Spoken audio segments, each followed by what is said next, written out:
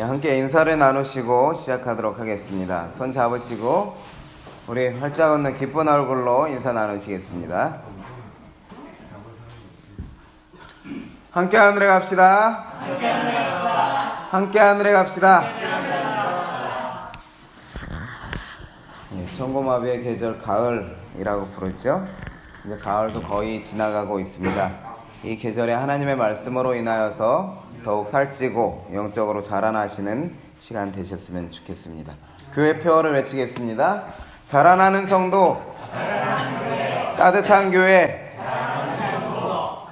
하나님의 은혜가 오늘도 우리를 자라나게 하실 것이라 믿습니다. 다 함께 성경 출애굽기 2장 23절로 25절의 말씀을 펴시겠습니다. 출애굽기 2장 23절로 25절의 말씀입니다. 저와 함께 말씀을 교독하시겠습니다. 출애굽기 2장 23절로 25절입니다. 여러 해 후에 애굽 왕은 죽었고 이스라엘 자손은 고된 노동으로 말미암아 탄식하며 부르짖으니 그 고된 노동으로 말미암아 부르짖는 소리가 하나님께 상달된지라.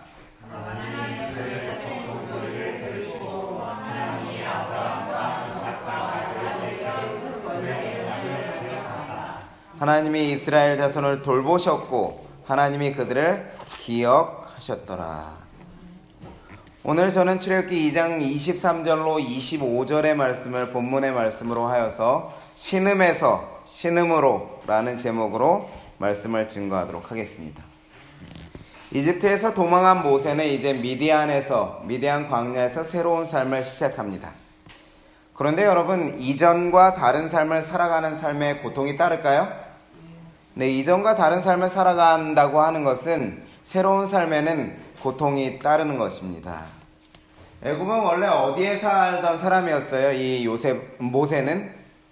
모세는 왕궁에 살던 사람이었습니다. 또 왕궁이라고 하는 것은 이사할 필요 없이 정착 생활을 하던 곳이었죠. 그렇기 때문에 어쩌면 살아가기에 있어서 조금 더 편리한 곳이라고 생각할 수 있습니다. 그런데 이제 모세는 어떤 삶을 살아가야 하는 것입니까? 광야에서 양을 치는 유목 생활을 해야 되는 것이죠. 그의 주거지가 변동된 것입니다. 우리도 이사하는 것이 힘든 것처럼 한 지역에서 한 지역으로 이사하여서 새로운 지역에서 살아간다고 하는 것, 새 집에서 살아간다고 하는 것이 어려운 것처럼 모세도 왕궁이란 곳에 정착 생활을 하다가 유목 생활을 하게 된다는 것은 모세도 큰 어려움을 갖게 된 것이었습니다. 뿐만 아니라 모세는 어떤 삶을 살아가고 있었는데요?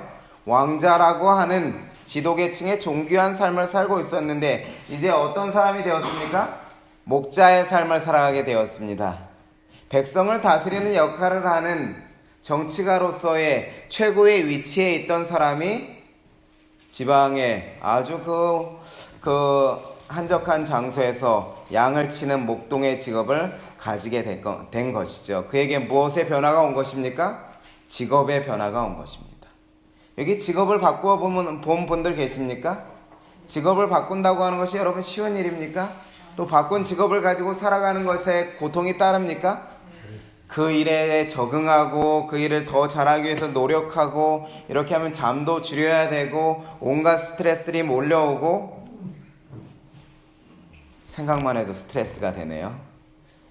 직업을 바꾼다고 하는 것이 이처럼 어려운 것이죠. 그런데 모세에게는 한 가지 더 바뀐 것이 있었는데 이집트의 공주와 함께 살아가던 그 가족, 이제 왕족의 생활을 하고 있던 그 삶에서 원가족에서의 삶에서 멀어지고 이제 새로운 가족을 얻게 된 것입니다. 누구를요?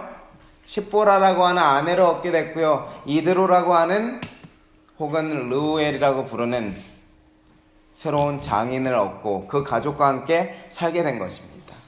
그러니 이제 모세는 어떠한 삶을 살아가는 거예요? 새로운 대인관계를 맺고 살아가는 삶을 살게 되는 것입니다. 여러분, 제가 이 세 가지 중에 제일 어려운 걸 살펴봤더니 제일 힘든 게 무엇인가 하면 대인관계를 새로 시작한다고 하는 것입니다.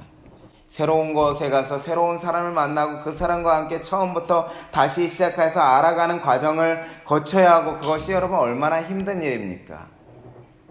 제가 여러 교회를 옮겨보지만 제일 힘든 때는 목회 발령 받아서 가서 처음으로 성도들의 얼굴을 대면하는 그 시간이 가장 목회할 때 힘든 시간입니다. 대인관계를 새로 맺어야 하니까요. 이처럼 모세는 주거지 변경, 직업 변경, 대인관계, 새 영역의 변화가 급격하게 온 것이었죠. 그러니 어쩌면 여러분 왕궁의 호화로운 생활에 익숙해서 살아가고 있던 모세가 새로운 생활에 적응해야 한다니 그 삶이 편안했겠습니까? 어쩌면 별로 그렇게 편안하지 않은 시간이었을 것입니다. 이처럼 모세에게 새로운 삶은 고통이 있는 시간이었지만 이 고통이라고 하는 것은 여러분 부정적이지 않았습니다. 모세에게 있어서 이 고통의 시간은 또 다른 성장의 시간이었기 때문입니다. 모세가 어떻게 성장하였는지를 부조화 선지자에는 다음과 같이 기록하는데요. 사면이 산으로 둘러싸인 헌적한 곳에서는 모세는 홀로 하나님과 함께 있었다. 누구와 함께 있었다고요? 혼자서 하나님과 할 수 있는 시간을 가졌다. 애굽의 장엄한 신정과 그곳의 미신과 회의가 더 이상 그의 마음에 영향을 주지 않았다. 사람은 누구나 자기가 있는 환경에 영향을 받게 되어 있습니다. 롯이라고 하는 아브라함의 조카, 믿음을 그래도 가지고 있었던 롯이 소돔상의 거함으로 인해서 그의 의로운 마음이 상하였더라 기록하였던 것처럼 사람은 환경에 영향을 받게 되어 있습니다. 그런데 이제 모세가 어디를 떠난 것이에요? 애굽의 그 장엄한 신정과 제사를 드리던 것들, 사제 계급들과 함께 있을 수밖에 없었던 그 지역에서 떠났으니 그 영향을 더 이상 받지 않는 것이죠. 이제 어떤 영향을 받는 것입니까? 주변의 높은 산들, 장엄한 산들을 바라보면서 그 장엄함 속에서 지극히 높으신 하나님이 창조하신 것들을 바라보며 이제 하나님의 영향을 받고요. 그로 인해서 모세의 마음속에는 무엇이요? 애굽의 신들은 얼마나 무력하고 하찮은지를 깨닫는 시간이 되었습니다. 그리고 애굽에서 자신이 보였던 자존심과 자만심 그리고 자부심이 왕자로서의 내가 이 백성을 구원할 힘을 이제 갖췄어 하는 그러한 자부심들이 그 광야에서 다 사라지고 일소되고 만 것이죠. 그래서 그의 생활은 이제 단순하고 소박한 광야 생활을 하게 됐고요. 애굽에서의 안일과 사치의 결과들이 하나씩 다 사라지게 되었습니다. 그를 통해서 모세의 성품이 변하게 되는데 참을성 있고 경건하고 겸손하여 마침내 온유함이 지면의 모든 사람보다 승하게 될 정도로 마음의 변화가 일어났고요. 그러면서도 무엇이요? 특별히 능하신 하나님께 대한 믿음이 강하게 되었습니다. 이것을 정리해보면 이렇습니다. 고통의 시간 모세가 성장한 부분은 하나님과의 교제에 있어서 교제의 깊이가 어때요? 더 깊어졌다는 것이고요. 애굽신의 우상의 무력함을 깨달았고 자존심과 자부심이 완전히 일소되었고 특별히 라이프 스타일의 변화, 생활 양식의 변화가 온 것입니다. 안일과 사치에서 단순함과 소박한 삶을 살아가는 변화가 온 것이지요. 그리고 성품 훈련을 하는 기회가 되었습니다. 참을성과 경건과 겸손과 온유한 성품이 형성되게 되었죠. 무엇보다도 아까 강조드렸던 마지막에 하나님께 대한 믿음이 성장하게 되었습니다. 여러분, 고난이라고 하는 것, 새로운 삶을 살아가는 것, 고통이라고 하는 것이 그렇게 힘든 것이지만은 그 고통의 과정 속에는 무엇이 또 있게 된다고요? 반드시 그 고통을 통해서 성장하는 삶을 사람은 살게 되어 있습니다. 그 고통의 시간을 잘 감당해내고 그것을 잘 이겨내고 앞으로 하나하나 그 시간을 버텨내다 보면 그 사람의 그 고통이 그 사람을 한 단계 지났을 때 성장하였다는 것을 알 수 있도록 해주는 것이죠. 또한 여러분, 이 고통은 여기에서만 머물지만 않았습니다. 모세가 당한 고통은 무엇을 위한 준비였는가 하면 미래를 위한 준비였어요.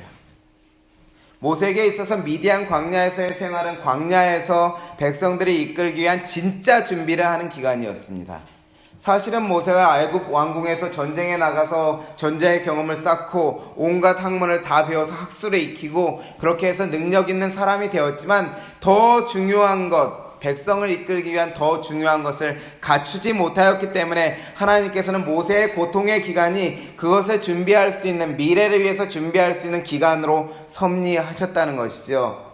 모세가 양들을 돌보고 광야길을 걸을 때마다 무슨 연습을 하는 것입니까? 백성들을 이끌고 광야길을 가는 예행 연습을 하는 것입니다. 물도 없고 풀도 없고 먹을 것이 아무것도 없는 광야를 양떼를 이끌고 가면서 모세는 앞으로 40년 후에 이스라엘 백성들을 데리고 물 없는 광야를 지나가는 데 있어서 어떠한 마음으로 가야 하는지를 미리 연습하는 기간이 된 것이죠. 또한 양떼를 돌볼 때마다 양떼 같은 백성을 돌보는 보살피는 연습을 하는 것이죠. 그 더위에 지치고 배고픔에 지쳐서 쓰러질 것 같은 양도를 돌보고 그들을 목초지로 인도하고 오아시스로 인도하면서 모세는 지치고 힘들어하는 백성들을 어떻게든 살려보려고 하는 그런 목자의 마음을 40년 동안 준비하게 된 것이죠. 그렇기 때문에 여러분, 가는 곳마다 불평하고 힘들어하고 욕하고 자기의 삶을 비관하는 백성들을 끝까지 모세가 이끌고 갈 수 있고, 그리고 나의 이름을 생명책에서 지워달라고 할 정도까지 내가 죽더라도 이 양들은 살려야겠다는 목자의 자신의 생명을 희생하는 그 희생 정신까지도 준비가 어디서요? 광야에서 그 연습을 한 것입니다. 그래서 여러분 기억하시기 바랍니다. 나에게 이르러 온 고통의 삶이 미래를 위한 준비의 삶이 되도록 하나님은 섭리한다고 하시는 것입니다. 만약 여러분들에게 요즘 살아가는 데 있어서 어떠한 고통이 여러분에게 임하셨으면 그 고통에 하나님께서 내가 미래를 위하여 어떠한 준비를 시키시려고 이러한 섭리를 가지고 계신지 생각하고 살아간다면 우리의 삶이 조금 더 고통 가운데서도 희망적인 삶이 아닐까요? 이는 우리에게 고통을 대하는 태도를 보여주는 것인데요. 두 가지 태도를 취할 수가 있습니다. 한쪽에서는 같은 동일한 사람이지만 같은 동일한 상황을 놓고 다른 두 생각을 할 수 있는 것입니다. 처음에는 아우 짜증나, 왜 재수없게 나한테 이런 일이, 하나님이 어떻게 나에게만 이러실 수 있어, 어떻게 하나님이 계시면 나에게 이런 일이 있을 수 있어 하는 그런 부정적인 생각, 고통을 바라보면서 그런 생각을 할 수가 있습니다. 그렇지만 그와 반대로 긍정적인 생각을 할 수 있는데요. 잘 이겨내면 비슷한 상황에 또 이겨낼 수 있는 힘이 될 거야. 하나님께서 미래를 위해서 섭리하시는 고통일지도 몰라. 어쩌면 더 큰 어려움과 환난을 준비할 수 있는 준비의 기간이 내가 지금 당하는 이 고통이 될 수도 있어. 이 두 가지 상황을 대하는 태도가 있을 수 있는 것이죠. 여러분 생각해 보시기 바랍니다. 이 두 가지 태도 중에 어떠한 사람이 조금 더 고통 가운데서도 희망적이고 행복한 삶을 살아갈 수 있을까요? 당연히 여러분, 자신의 삶의 미래를 위한 준비의 기간으로 받아들이고 잘 이겨내면 똑같은 상황 또 오면 또 이겨낼 수 있다는 그 준비의 기간으로 생각하고 이 상황을 대하는 사람이 조금 더 나에게 앞에 펼쳐져 있는 상황은 이러한 생각을 안 하더라도 아무리 해도 변하지 않지만 마음의 상태는 훨씬 더 평안함을 유지하게 되리라 생각됩니다. 사실 여러분, 모세는 이러한 생각을 하지 못하고 그렇게 자신의 삶에 충실하면서 살아갔을지도 모르겠어요. 내가 이렇게 하면 하나님이 나를 준비시키실 거야, 나를 더 좋은 삶으로 이끄실 거야, 그런 생각을 하지 못하고 그저 자신에게 주어진 광야에서 도망하는 자의 삶에 충성되게 그것을 감당하면서 하나님과 교제하면서 살아감으로 인해서 그의 삶이 미래를 위한 준비의 삶이 됐을지도 모르겠습니다. 하지만 우리는 어때요? 모세의 이러한 기록을 알고 있죠. 고통의 삶이 준비의 삶이 될 수 있다는 사실을 하나님께서 성경을 통해 보여주셨잖아요. 그러니 우리는 어떠한 생각을 가지고 살 수 있는 것입니까? 처음부터 모세의 삶을 바라보면서 하나님께서 내게 고통을 주실지라도 나는 어떠한 삶을 살고 있는 거야? 나의 미래를 위한 준비를 하나님께서 이 시간 시키시는 섭리를 가지고 있을 거야 하는 믿음을 가지고 고통을 대할 수 있게 되는 것이죠. 여러분, 처음에는 힘들었지만 모세는 자신에게 이르러온 고통의 시간을 잘 견디어 나갑니다. 그렇게 모세는 광야에서 백성을 인도하기 위한 고통의 시간을 견디면서 성장해 나가죠. 지도자로. 그런데 모세가 이렇게 지도자로 성장하고 있는 동안, 이러한 시간을 거치고 있을 때 여러분, 하나님의 백성 이스라엘은 어떤 시간을 보내고 있었을까요? 모세는 출애굽기를 기록하면서 아주 짤막한 문장으로 자신이 이런 시간을 보내고 있을 때 백성들은 어떤 시간을 보냈는지 백성들의 상태를 기록하는데요. 출애굽기 2장 23절의 말씀입니다. 여러 해 후에 누구는 죽었고요? 애굽 왕은 죽었고 이스라엘 자손은 고된 노동으로 말미암아 탄식하며 부르짖으니.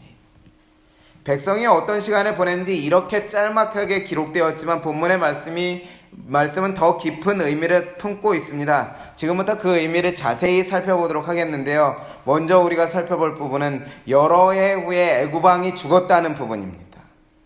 여기 여러 해 후에 한글 개역 개정판 번역본에는 여러 해 후에라고 번역하는데요. 이것을 이제 조금 더 쉽게 번역한 공동 번역본에는 무엇이라고 번역하는가 하면 그 뒤 오랜 세월이 흘러. 우리가 여러 해 후에 하면은 모세가 달아난 지 몇 년 정도 흘렀을 시간으로 이렇게 착각할 수도 있죠. 그렇기 때문에 더 쉽게 이해하도록 오랜 세월이 흘러. 오랜 세월은 여러분 좀 어느 정도의 시간이 흘러야 됩니까? 적어도 10년, 20년, 몇십 년의 시간이 흐르면 오랜 세월이 흘렀다 이렇게 얘기하죠. 그래서 오랜 세월이 흘렀다는 말로 이렇게 번역하는 것입니다.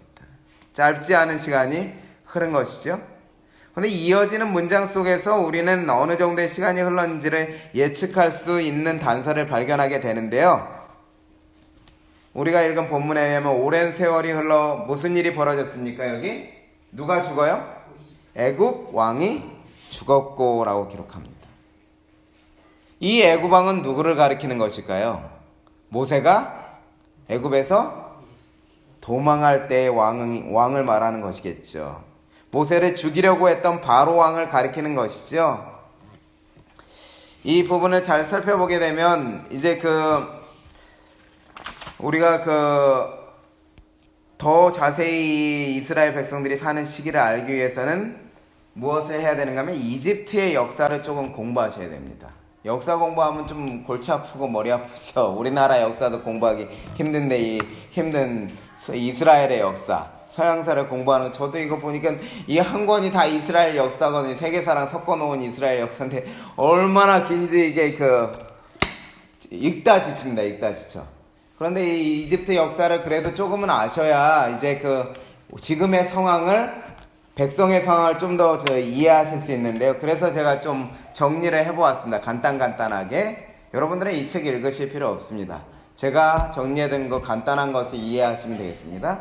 그래서 이집트라고 하는 나라는 특별히 기원전 약 3000년경, 그래서 우리 고등학생들이 배웠던 세계사 교학서에서나 2002년자 그 교학사 검정 도서에 의하면요, 이집트의 변천사를 기록했는데 기원전 3000년경부터 나일강 유역에 이제 있던 작은 나라들이 있었는데 그 나라들이 통일되어서 통일국가가 성립되어서, 그렇게 성립된 나라 기원전 6세기, 그러니까 페르시아에 의해서 멸망하기 전까지 이렇게 이집트 왕조가 이렇게 26왕조, 그러니까 한 왕조당 몇 명의 왕들이 있겠죠. 근데 그 왕들에 이어진 게 26왕조까지 이렇게 이어졌대요. 그러니까 상당히 긴 시간이 이어진 거죠. 기원전 3000년경부터 기원전 약 500년경까지 이어진 거니까 꽤 긴 기간이죠. 약 2500년의 기간 동안 이집트 왕조가 이어져 온 것입니다. 근데 그 왕조를 딱 셋으로 분리합니다. 세계사에서는 고왕국 시대라고 해서 1에서 10왕조라고 부르는데요. 여기 수도는 멤피스라는 곳이 수도였고요. 이들은 특별히 중앙 집권 시대였어요. 그래서 여러분들이 아시는 유명한 피라미드들이 있죠. 그런 거는 다 이 시대에 건축된 것입니다. 그리고 중왕국 시대라고 부르는 것이 11왕조부터 17왕조라고 하는 왕조는 수도를 테베라고 하는 지역을 수도로 삼아서 이렇게 그 다음 시대를 이어갔고요. 마지막에 신왕국 시대는 18왕조부터 26왕조까지 테베와 아마르라는 곳을 수도로 하여서 이렇게 이집트의 역사가 이루러 왔는데요. 조금 더 자세히 살펴보면 이 고왕국 시대에 특별히 일어났던 이런 번영의 시기여서 중앙집권, 아까 말씀드렸던 것처럼 피라미드를 세우고 할 정도로 왕들의 왕권이 강했는데 이때만 이제 피라미드가 세워졌어요. 그렇게 큰 피라미드. 그 다음에는 그렇게 하지 못합니다. 그런데 이렇게 중앙집권 시대를 가다가 우리도 호족들의 힘이 강해지면 어떻게 됩니까? 지방 분권이 되면서 막 분열되죠. 그런 것처럼 그 이집트에도 호족들의 세력이 강해지면서 지방 귀족들의 세력이 강해지면서 혼란이 오게 됩니다. 혼란이 오게 되니까는 이제 서로 자기들이 내가 바로다, 내가 파라오다 하고 막 이 사람 저 사람이 일어나니까 혼란스럽죠. 그때 이제 그 수습을 하게 되는데 그 테베 지역의 한 그 호족이 힘이 강했던 호족이 재통일을 일어나게 돼요.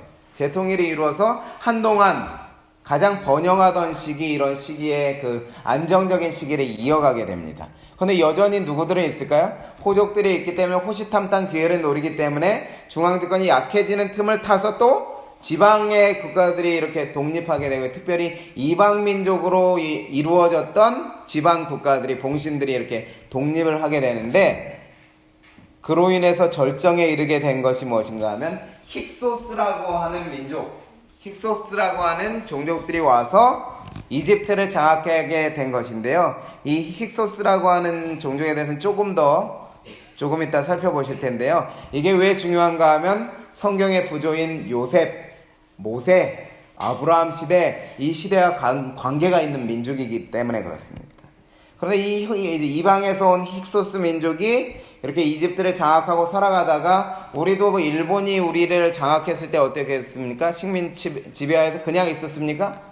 독립하기 위해서 애를 써서 마침내 독립군, 광복군이 창설되고 이렇게 맞서 싸우고 이렇게 했죠. 그리고 마침내 1945년 8월 15일 독립되었죠. 그런 것처럼 이 본토 민족, 원래 이집트를 지배하고 있었던 이집트 민족들이 이 힉소스 민족을 추방하게 되는데, 그 추방에서 시작된 새로운 왕국의 시대가 신왕국의 시대예요.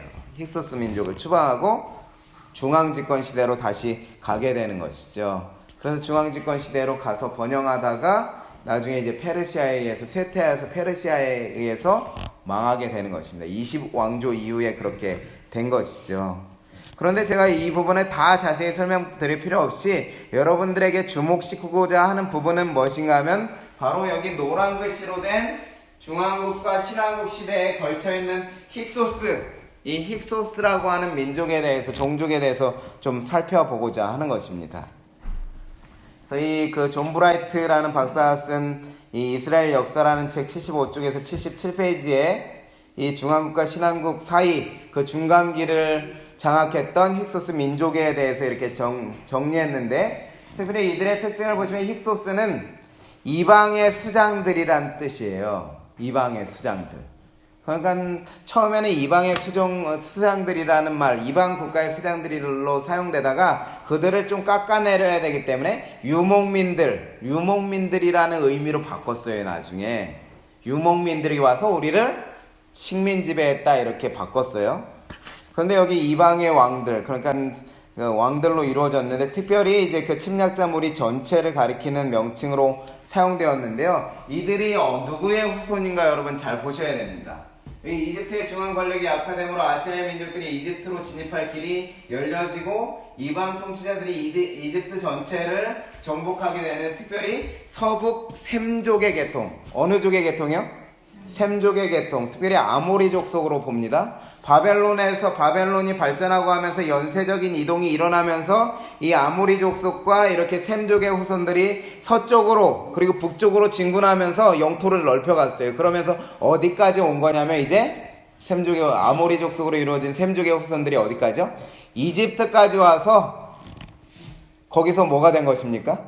파라오가 된 거예요. 왕이 된 것이죠. 식민 지배를 시작하게 된 것이죠. 누가요? 셈족이 시작하게 된 것이죠. 그래서 여러분들이 잘 보시면 여기 그 지도에도 이제 나오는데요. 창세기 10장에 보면 노아의 후손들이 이렇게 셈, 함, 야벳으로 이렇게 그들의 후손으로 이루어져 있는데, 그들이 그 정착한 지역을 보면 함은 여기 미스라임을 포함해서 납딤, 르하이빔, 아나빔, 바드루심, 구스 이렇게 해서 이집트 지역을 정착한 민족이 누군가 하면 함의 자손들이에요. 함의 자손들. 여러분이 익숙한 구스 있죠, 구스. 지금의 에티오피아지요. 이 부분 다 누구요? 함의 자손들이 장악한 지역입니다. 그런데 그 옆에 보시면 가나안 땅 오른쪽으로 동쪽을 비롯하여서 바벨론을 메소포타미아까지 그 영역 가나안에서 동쪽 부분 요단강을 기준으로 동쪽 부분을 비롯해서 장악한 민족이 누군가 하면 셈족이에요. 근데 이 셈족이 어떻게 했다고요? 세력이 커져서 밀고 내려와서 이쪽 가나안을 정복하고 여기 미스라임, 이집트의 옛 이름이라고 볼 수 있거든요. 미스라임까지 정복해 들어온 것이죠. 그리고 야베 쪽은 유럽 쪽에 해당하는 종족이 되겠습니다. 제렘교회 성경주석에 의하면 함의 후손들이 자신들의 자리를 잃고 중앙의 권력자에서 정복자들에 의해서 지방 봉신으로 이렇게 밀려나게 된 것입니다. 그렇게 이제 그 이집트를 정복한 힉소스 민족들은 약 150년간, 몇 년이요? 150년간 이집트를 지배했대. 그러니까 우리의 40년보다 더 긴 기간 150년이니까요. 이집트 사람들이 여러분 괴롭겠습니까? 이집트 원주민들이 얼마나 그 한과 분이 쌓였겠어요, 마음에. 누구에 대해서요? 이 셈족 계통의 이방 민족에 대해서 마음에 불만이 쌓인 것입니다. 그런데 이러한 힉소스 민족이 도대체 누구와 관련이 있냐 이거죠, 성경에서. 근데 그 요셉 여러분이 잘 아시죠? 요셉이 이방으로 팔려가서 노예였는데 무엇까지 됐어요? 이집트, 요셉은 셈족이잖아요. 셈족인데 이집트 함족의 총리에까지 오르게 된 것이요, 어떻게 보면. 그런데 자세히 살펴보게 되면 요셉이 총리에 오를 수 있었던 것은 요셉이 팔려갔을 때에 이집트를 지배하던 사람들이 누구라고요? 셈족 계통의 정복자들이니 요셉을 노예였지만은 누구로요? 총리로 삼기에 쉽겠습니까? 어렵겠습니까? 쉽죠. 왜냐하면 자기 종족인데. 이방에서 노예로 팔려왔지만 누구 종족이에요? 셈족 계통의 사람이잖아요. 셈족 계통. 그러니까 그 바로가 요셉을 세워가지고 애굽의 총리로 삼는 것이 아주 쉬운 것입니다. 무엇보다는요. 만약에 함의 자손이 아직도 이집트 왕조를 지배하고 있었다면 어쩌면 요셉은 꿈만 해석해주고 이런 자리에 오르지 못했을지도 모르겠습니다. 제림교회 성경주석에는 그래서 셈족 계통의 통치자들인 힉소스 왕족은 그들과 인종적 연관이 깊은 히브리인들에게 우호적이었고 그들의 통치 아래서 요셉은 존귀와 명성을 얻게 되었다, 이렇게 주석하고 있습니다. 하나님께서는 아브라함 때 약속하셨죠, 여러분. 누가요? 아브라함의 후손들이 민족을 이루게 하실 것이라고. 그런데 아브라함 때 이집트는 고왕국의 시대로 함의 후손들의 왕조였어요. 누가요? 아브라함 시대에는 함의 왕조였어요. 그런데 만약 그때 애굽으로 들어갔다면 어떻게 되었을까요? 이처럼 민족이 번성해서 나오지 못했을지도 모르겠어요. 여기서 우리는 역사를 움직이시는 하나님을 볼 수 있는 것인데요. 요셉으로 인해서 야곱이 애굽으로 내려가게 되잖아요. 누구로 인해서요? 요셉으로 인해서. 왜 요셉으로 인해서 내려가게 되냐 이것이죠. 그때 통치하던 자들이 누구였으니까요? 셈족 계통의 힉소스 민족들이기 때문입니다. 그래서 여러분, 요셉으로 인해 아브라함의 후손들이 이집트로 내려가기 전에 같은 종족인 서북 셈족 계통의 통치자들이 그곳을 정복하고 세우도록 하셨다는 것은, 저희 이것을 보면 소름 끼치는 표현을 이때 쓰는 것 같아요. 소름 끼치도록 치밀한 역사를 이끌어 가시는 하나님의 섭리 아래 이 지구의 역사가 있다는 것을 보게 되는 것입니다. 그런데 여러분, 아까 말씀드렸던 것처럼 지배받는 민족은 가만히 있는다고요? 독립운동 일으키겠죠. 함의 자손들이 이렇게 지배만 당하고 가만히 있었을까요? 우리도 일제 식민지 정책에 저항하여 독립운동을 한 것처럼 그들도 마찬가지였습니다. 다시 자신들의 왕조를 찾기 위해 노력하였는데요. 이집트인들의 왕조 회복을 위한 투쟁을 살펴보시면 이제 모세와 관련된 것들이 나오게 되는 것입니다. 여기 이제 힉소스족의 신하가 되었던, 봉신이었던 이집트의 최남부로 쫓겨났어요. 이렇게 남쪽으로, 중심에서. 그런 남부로 쫓겨났던 곳에 다스리던 테베라고 하는 지역의 명문 군주들, 그러니까 지방 봉신왕들이죠. 그들이 이제 그 마음을 합쳤어요. 무엇을 하기로요? 아, 이 식민지, 우리를 괴롭게 하는 150년 동안이나 우리를 괴롭게 하는 이들을 어떻게 해요? 몰아내야겠다. 그래서 그 우두머리가 되었던 사람이 세케넨네라고 하는 사람이었는데요. 테베 출신이었습니다. 근데 그 사람이 이제 그 사람의 인생이 어떻게 되었는지는 이렇게 잘 기록되어 있지 않지만 그의 미라는 남아있거든요.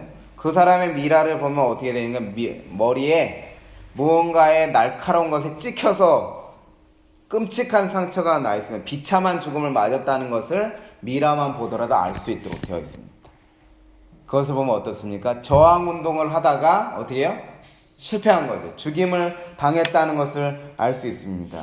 그렇게 죽임을 당하고 어려움을 겪었을지라도 그로 인해서 이들은 자유를 위한 항쟁을 포기하지 않았습니다. 어떻게 하였습니까? 그의 아들 카모세라고 하는 사람이 마침내 그 일을 이루어내는데요. 가장 남부에 있었다 그랬잖아요. 그런데 남부에서 밀고 올라가서 상부, 중부의 애굽으로부터 다 이 사람들을 추방시켜서 마침내 동쪽, 동부 삼각주 지역 아라비스라고 하는 곳을 중심으로 하고 있는 그들이 처음에 왔을 때에, 이 힉소스 민족이 처음 왔을 때 정착했던 그곳까지 쫓아냈어요. 이렇게.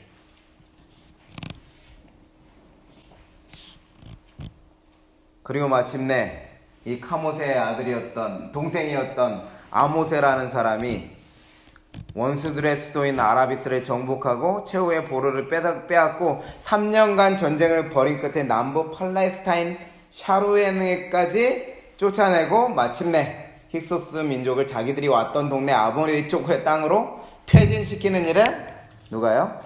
아모세라는 사람이 하게 된 것입니다. 그러니 여러분, 이집트의 왕조는 어떻게 바뀐 것입니까?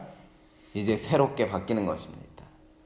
힉소스 민족의 지배가 끝나고 새롭게 바뀌었으니 그 민족 아래서 기쁨과 별로 고난당하지 않는 삶을 살아왔던 이스라엘 백성들의 삶에도 변화가 올까요?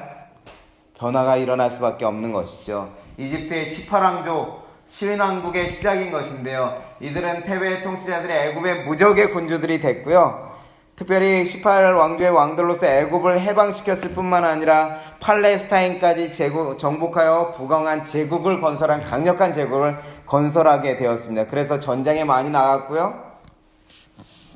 이 전쟁에 누구도 나중에 참여하는 건 모세도 이렇게 팔레스타인 정복하면 이렇게 참여하곤 하였던 것이죠.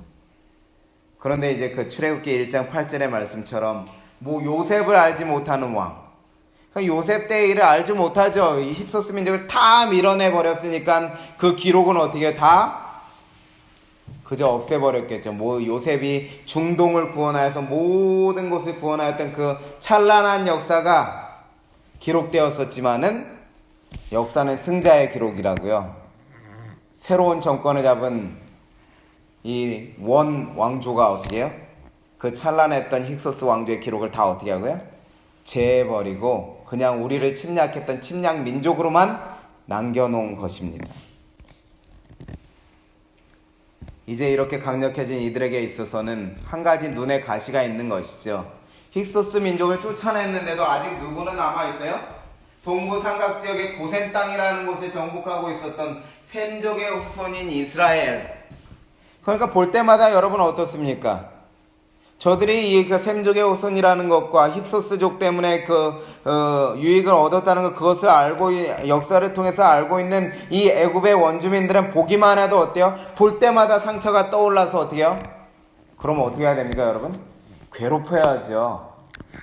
괴롭게 하고 힘들게 만들어야죠. 왜냐하면 과거의 상처를 다 갚아줘야 되니까. 그러면 여러분, 우리가 여기서 궁금한 것이 생길 수 있죠. 이러한 상황인데 모세는 어떻게 바로의 후계자가 될 수 있냐 이것이죠. 그토록 싫어하는 민족의 아이였는데, 히브리 민족의 아이였는데, 예를 들면 우리나라 사람이 일본이라는 곳에 가서 왕이 되는 것입니다. 왕의 세자가 되는 것이죠.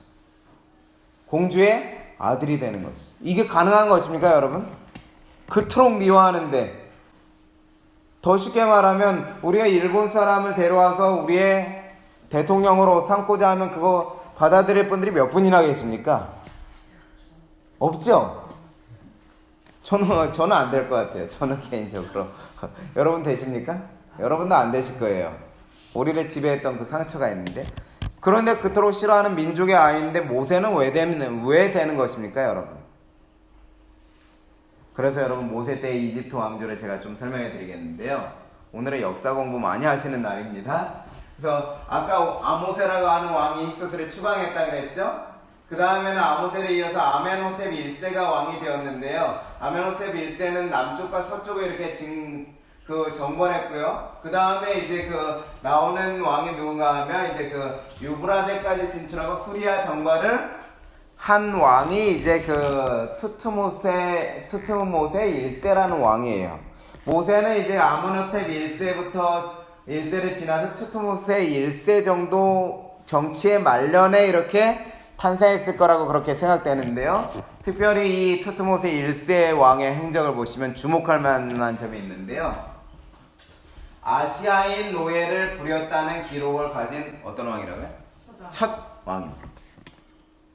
공식적으로 이집트의 역사의 기록에서 아시아인 하면은 이 아모리족 속 셈족의 계통을 의미하는 거거든요. 근데 이 셈족을 노예로 부렸던 첫 번째 왕에 대한 기록이 누구라고요? 투트모세 1세입니다. 그러니 우리가 성경에서 요셉 때까지는 평화를 누리다가 요셉을 알지 못하는 왕이 일어났을 때에 무엇이 생겼습니까? 핍박이 생기고 고역이 생기고 그렇게 했다는 것을 이해하십니까? 왜 그런지? 힉소스 민족이라는 같은 계통의 셈족이 지배하다가 정권이 바뀜으로 인해서 어떻게 무엇을 겪는 것이죠? 이스라엘 백성들이 어려움을 겪는 것이 역사 속에서도 분명하게 기록되어 증명되고 있는 것입니다. 그런데 이렇게 이제 투트모스 1세가 강력한 왕이었는데요. 자신의 신전을 건축하기 위해서 이렇게 노예를 동원해서 이스라엘 백성들을 동원하고 했는데 그에게 불행한 사실은 무엇인가 하면 아들이 있었는데 아들이 어떻게 됐는가 하면 투트모세 2세라고 하는 이 아들이 어떻게 되었습니까? 빨리 죽었어요. 왕이 오른 지 몇 년 만에 죽었냐면 4년 만에 죽었습니다. 4년 만에 죽었는데 이 투트모세 2세에게는 누구밖에 없었냐면 핫셉스트라고 부르는 공주, 그러니까 딸밖에 없었던 것이죠. 그러니 자연히 누가 통치를 이어가게 되겠습니까? 이집트 어떻게 보면 최초라고 볼 수 있는 여성 통치자, 중국에는 츠천무라고 하는 위대한 왕이 있었다면 이집트에는 클레오파트라와 더불어서 이 핫셉스트라고 하는 여왕이 생기게 된 것이죠. 누가요? 모세의 양어머니라고 할 수 있는 사람이 생긴 것입니다. 그래서 이 핫셉스트는 22년 동안 애굽을 통치했는데요. 모세의 양모였고 특별히 사제들이 이제 모세를 왕으로 세우려니까 어떻게 하겠습니까? 원래는 누가 정통을 이어왔어요? 투트모세 2세까지는 누가요? 애굽의 원 족속이 왕이 됐잖아요. 그런데 그것을 누가요? 모세, 히브리 족속의 아이가 될 위기에 처한 거예요. 그런데 바라보니까는 워낙 나라를 사랑하는 것처럼 보이고 능력 있고 학술도 능하고 모든 것에 재능이 있고 백성을 이끌 만한 지도자라는 능력을 가진 사람을 부인할 수 없으니까 기다리는데 허점이 한 가지 발견되는 것이죠. 사제가 돼야 되는데 제사장이 돼야 되는데 제사장 되기를 거부하는 것입니다. 반드시 이집트의 파라오는 최고의 제사장이 되어야 되는 거죠. 됐는데 그것을 거부하니까 무엇이 생기겠습니까? 사제 계급에서 옳지 좋다 명목이 생긴 것입니다. 누구를 반대할 명목이요? 모세를 반대할 명목이 생긴 것입니다. 그래서 핫셉스트도 이제 모세를 설득하는 것이 이렇게 되면 너가 이방 민족의 아들이고 그래서 왕위를 잃게 될 거야. 그러니 어떻게 하자? 이 사제들의 말을 듣고 다시 생각해보자. 이렇게 했는데 모세는 무슨 선택을 했다고요? 애굽의 왕자를 버리고 내가 하나님의 백성을 구원할 길을 택하겠다고. 특별히 하나님을 섬기는 일에서 타협할 수 없다고 거절한 것이죠. 그래서 결국에는 사자들의 봉기가 일어났습니다. 사제들이 반란이 일어나면서 어떤 시대가 되었냐면 투트모세 2세의 조카였던 핫세스트의 조카였던 투트모스 3세 3세가 모세를 대신해서 어떻게 해요? 자리에 오르게 된 거예요. 그래서 모세를 대신해서 자리에 오르게 됨으로 인해서 이제 모세가 다시 누가 왕이 된 것입니까? 이방 민족이 아니라 그 정통성이 끊기지 않고 이집트 원 민족의 사람이 왕이 됐죠. 그러니 이 바로는 무슨 기회를 노리고 있죠? 모세를 어떻게든 추방하고 죽일 기회만 보고 있습니다. 그런데 어머니가 섭정을 하고 있기 때문에 어떻게 해요? 제거하지 못하니까 어떻게 해요? 기회만 노리다가 모세가 딱 누구를요? 애굽 사람을 쳐 죽이니까는 빌미를 얻은 거예요. 우리 동족 신민을 죽였다는 빌미를 가지고 누구를요? 모세를 죽이려고 찾게 되는 것입니다. 그래서 모세가 달아날 때 왕이 누군가 하면 이 투트모세 3세라고 하는 왕인데요. 이 왕은 무엇을 본받았는가 하면요, 여러분. 자기의 할아버지 투트모스 1세가 누구를 노예로 부렸다고요? 신전을 만들기 위해서? 이집트 사람들이 아니라 아시아인들을 노예로 썼던 것처럼 이 모세를 쫓아낸 이 투트모세 3세가 아시아인 노역을 시키는 두 번째 왕이 됐어요. 기록상. 그러니 여러분, 모세가 달아남으로 인해서 어떻습니까? 눈의 가시를 제거한 데다가 모세에 대한 분노, 그동안 우리가 어떻게 잘해줬는데 그 분노가 가득하니까 사람들을 더 괴롭히겠습니까? 안 괴롭히겠습니까? 더 고역을 주어서 괴롭게 하죠. 그 고역을 주어서 괴롭게 하는 모습을 누가 또 보는가 하면 그의 아들 아멘호텝 2세가 보게 됩니다. 그 아멘호텝 2세가 보면서 나도 그렇게 돼야 되는구나 생각하고 어떻게 해요? 내 자리를 지키려면 어떻게 해요? 이스라엘 백성들을 더 강력하게 노예로 이렇게 부려야 되겠구나 하는 그러한 생각 때문에 어떻게 해요? 계속적인 위압책을 이어가게 됩니다. 그래서 여러분들이 보시는 출애굽기 1장과 2장과 3장의 기록에 계속해서 백성이 짐을 지고 고역하고 괴로워하는 모습이 이래서 나타나게 되는 것이죠, 여러분. 근데 참으로 재미있는 사실은 무엇인가 하면 이 아멘호텝 2세에게는 태자가 있었거든요. 원래 태자, 왕을 이을 태자가 있었는데 그 태자가 갑자기 역사 속에서 이름이 사라져 버렸어요. 그 다음에 전혀 상관없는 누가 되는가 하면 아멘호텝의 다른 아들 아멘호텝 2세가 왕이 돼요. 2세가 아니라 투트모스 4세가 왕이 됩니다. 다른 아들이. 그러니까 이것은 출애굽기에서 하나님께서 어떻게 해요? 장자재앙을 통하여서 바로의 아들을 죽이셨다는 기록과 성경의 역사와 이집트의 역사에서 사라진 이 태자, 사라져버린 태자의 내용이 정확하게 일치하고 있는 것이죠.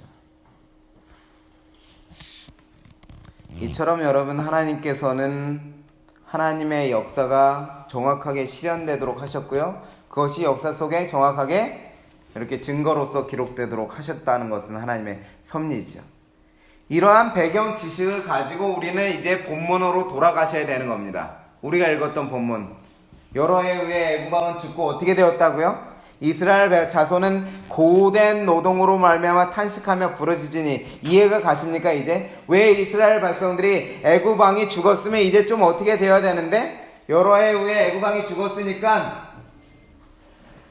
좀 더 삶이 편해지고 정권이 바뀌었으니 이제 좀 힘든 것이 없어져야 되는데 계속되는 이유는 아까 말씀드린 이방 민족에 대한 분노와 한을 가지고 있었던 이 힉소스 민족에 대한 분노와 한이 누구에게 풀고 있는 것이죠?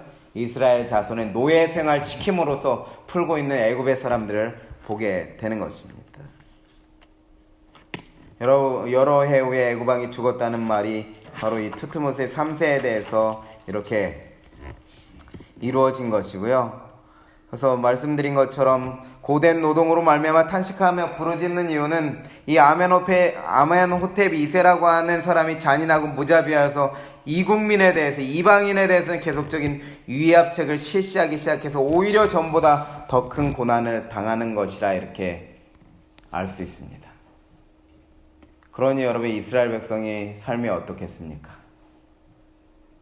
어때요?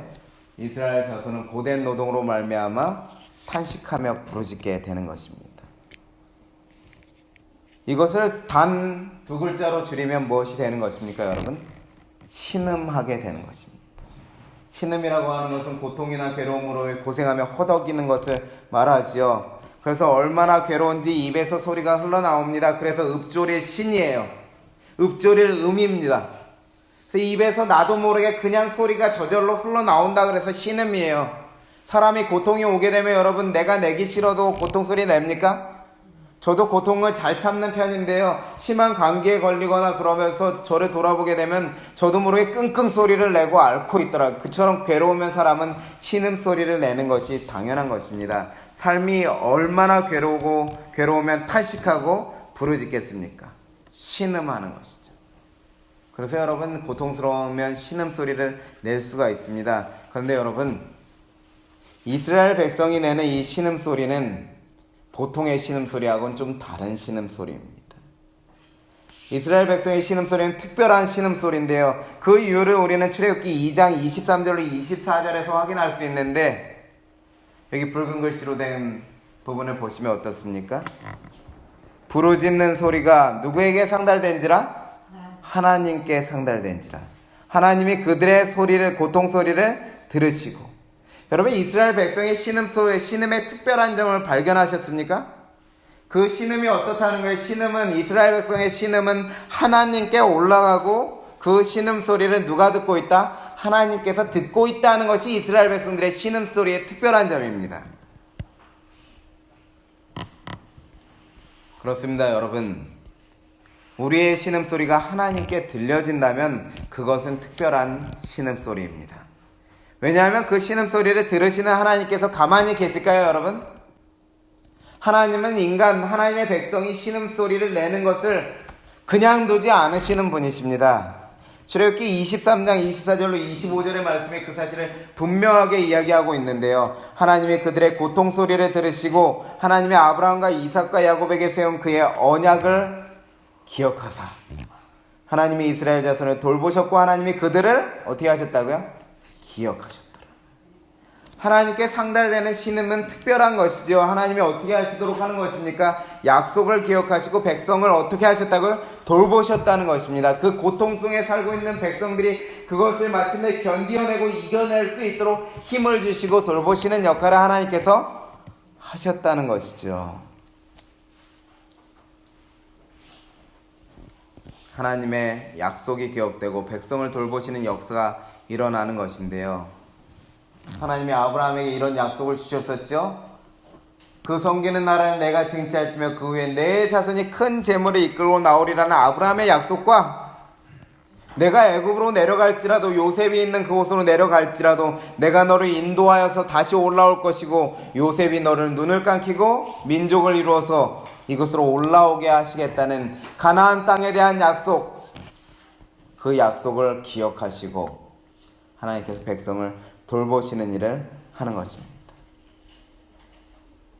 광야에서 창세기를 기록하였던 모세는 구전을 통해서 전달되었던 할아버지들에게 주신 하나님의 이 약속들을 기억하면서 감동을 받았겠지요. 그리고 출애굽기 2장을 기록하면서 그 약속을 기억하시는 하나님에 대해서 기록하면서 그 장면을 기록할 때 어쩌면 그의 펜끝이 손이 떨렸을 거예요. 하나님이 백성의 소리를 우리 할아버지에게 하셨던 약속을 기억하시고 그것을 기억하시고 돌보시는 하나님의 그 역사를 기록할 때 얼마나 마음이 떨렸겠습니까? 시편 기자는 출애굽에 대해 기록하면서 이렇게 기록했습니다. 그는 그 언약 곧 천대에 명하신 말씀을 영원히 기억하셨으니 아브라함에게 하신 언약이며 이삭에게 맹세하며 야곱에게 세우신 율례 곧 이스라엘에게 하신 영영한 언약이라. 시편 기자는 출애굽에 대하여 기록하며 그 일이 이루어진 것은 하나님께서 아브라함과 이삭과 야곱에게 주셨던 약속을 기억함으로 일어난 일임을 분명히 하는 것입니다. 그래서 여러분 우리는 이곳에서 이 부분에서 믿음의 원리를 한 가지 알게 되는 것인데요. 그것은 바로 우리의 신음소리는 약속 기억을 이끌어내는 신음소리라는 것입니다. 신음소리는 하나님께서 약속을 기억하시도록 하는 귀한 역할을 한다는 것이죠.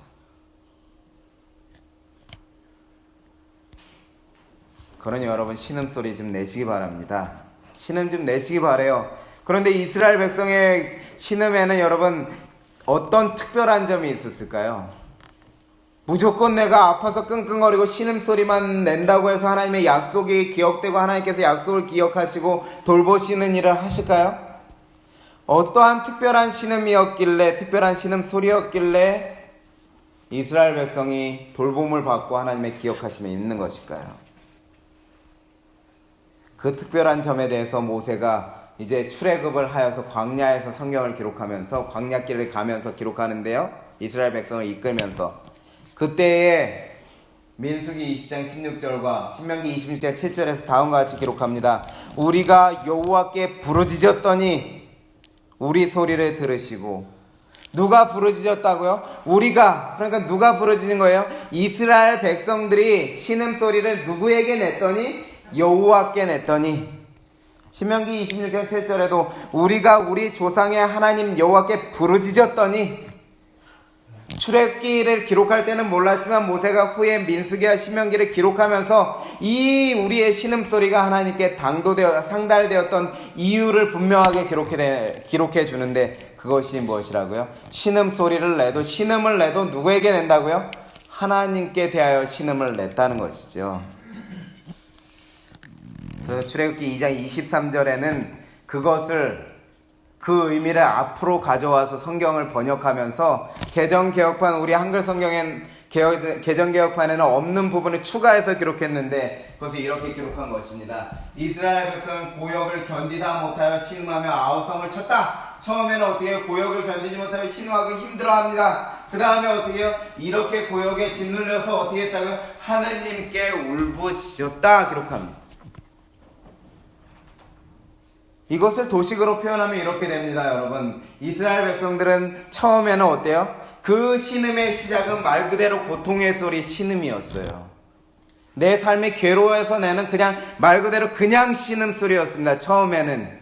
근데 그것이 너무 견디고 힘들어서 너무 힘들고 견딜 수 없으니까 나중에 어떻게 해요? 그것이 무엇으로 성장하는가 하면 신음으로 성장합니다. 신음.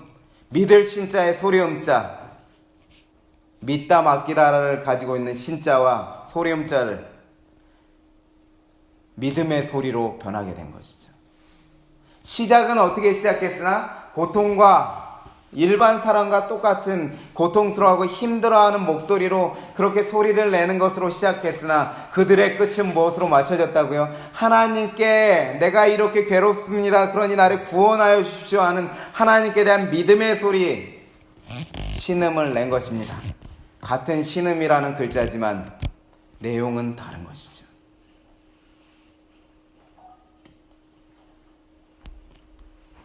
사랑하는 성도 여러분, 출애굽기 22장의 약속에 이와 같은 약속이 있는데요. 그들이 내게 부르짖으면 내가 반드시 그 부르짖음을 들을지라. 고아나 과부들이 성에 불의한 자들로 인해서 괴롭힘을 받고 압제를 받고 무시를 받고 멸시를 받을 때에 어쩌면 그들이 하나님을 잘 믿는 사람들이었을지도 모르겠습니다. 그렇게 고통을 당할 때 하나님께 부르짖으면 내가 어떻게 해요? 해주겠다, 해주고 안 해주겠다 그게 아니라요. 반드시 해주겠다, 들을지라 얘기하시는 것이죠. 신명기 24장 15절에도 그가 너를 여호와께 호소하면 죄가 내게로 돌아갈까 하니까는 마음가짐 몸가짐을 잘하라고.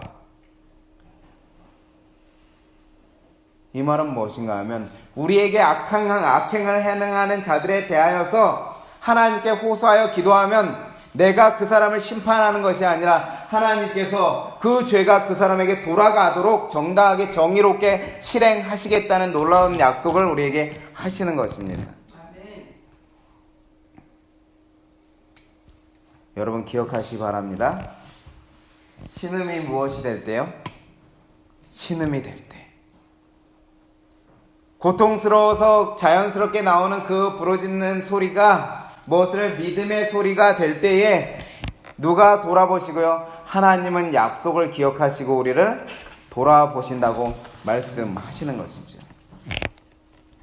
사랑하는 성도 여러분, 시편 90편 10절의 말씀처럼 우리의 연수가 70이요 강건한 80이라도 그 연수의 자는 수고와 슬픔뿐이요 말하는 것처럼 우리의 삶에 항상 신음이 발생합니다. 고통의 신음소리가 우리에게 날 수밖에 없죠. 때로는 환경이 나를 힘들게 하고 사람이 나를 힘들게 하고 여러 가지 많은 문제들이 우리의 70평생 80평생 사는 동안 가득하게 되죠. 그때 여러분 신음소리를 내시기 바랍니다.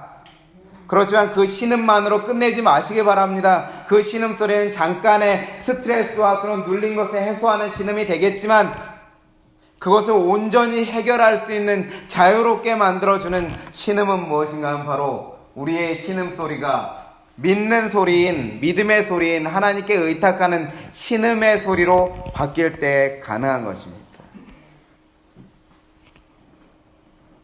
다시 한번 말씀드립니다, 여러분. 힘들면 신음을 내시기 바랍니다. 나 힘들다, 도움이 필요하다. 그래야 여러분 알지요. 내가 힘들다는 사실을 말하지 않으면 누가 알겠습니까? 하지만 단순히 고통을 표현하는 신음으로 그치지 마시기 바랍니다. 하나님께 부르짖는 믿음의 소리를 내시기 바랍니다. 고통의 부르짖음에서 하나님께 부르짖는 믿음의 신음이 되었을 때 하나님께서 이스라엘 백성을 돌보시고 백성을 기억하셨던 역사가 여러분에게도 반드시 일어날 것입니다. 신음에서 신음으로 나아가는 믿음의 사람들에게 주시는 약속의 말씀, 그 말씀을 읽고 마치도록 하겠습니다. 같이 출애굽기 2장 24절로 25절의 말씀을 함께 낭독하시고 말씀을 드리겠습니다. 하나님이 시작. 하나님이 그들의 고통 소리를 들으시고 하나님이 아브라함과 이삭과 야곱에게 세운 그의 언약을 기억하사 하나님이 이스라엘 자손을 돌보셨고 하나님이 그들을 기억하셨더라. 신음에서 신음으로 나아갔던 이스라엘 백성들을 기억하시고 돌보셨던 하나님의 놀라우신 은혜가 우리 사랑하는 부천서북교회 성도들을 돌보시기를 바라며 말씀을 드리겠습니다.